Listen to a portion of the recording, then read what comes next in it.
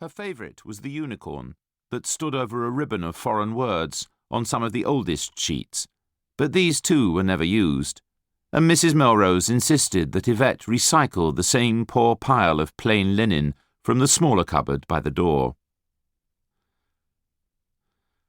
Eleanor Melrose stormed her way up the shallow steps from the kitchen to the drive.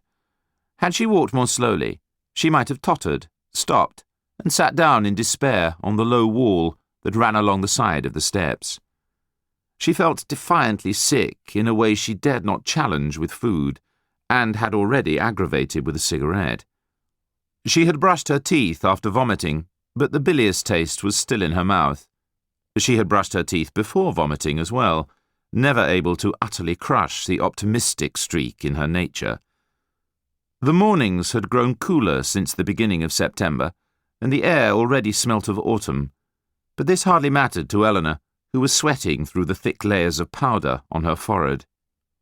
With each step she pushed her hands against her knees to help her forward, staring down through huge dark glasses at the white canvas shoes on her pale feet, her dark pink raw silk trousers like hot peppers clinging to her legs. She imagined vodka poured over ice, and all the cubes that had been frosted turning clear and collapsing in the glass, and the ice cracking, like a spine in the hands of a confident osteopath. All the sticky, awkward cubes of ice floating together, tinkling, their frost thrown off to the side of the glass, and the vodka cold and unctuous in her mouth. The drive rose sharply to the left of the steps, to a circle of flat ground where her maroon Buick was parked under an umbrella pine. It looked preposterous, stretched out on its white-walled tyres against the terraced vines and olive groves behind it. But to Eleanor, her car was like a consulate in a strange city, and she moved towards it with the urgency of a robbed tourist.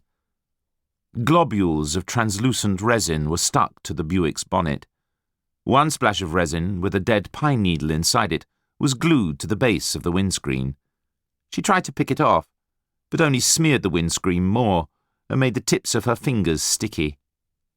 She wanted to get into the car very much, but she went on scratching compulsively at the resin, blackening her fingernails.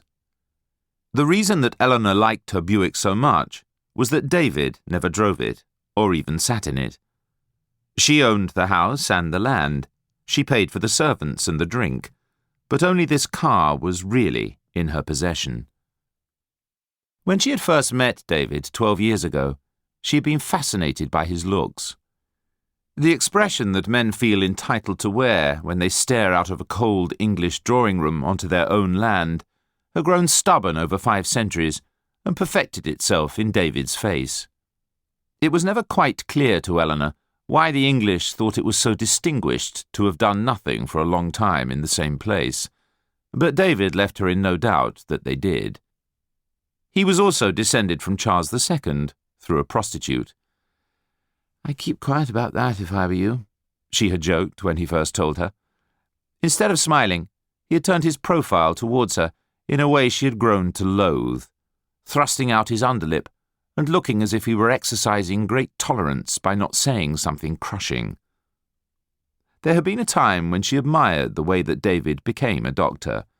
When he had told his father of his intention, General Melrose had immediately cut off his annuity, preferring to use the money to rear pheasants.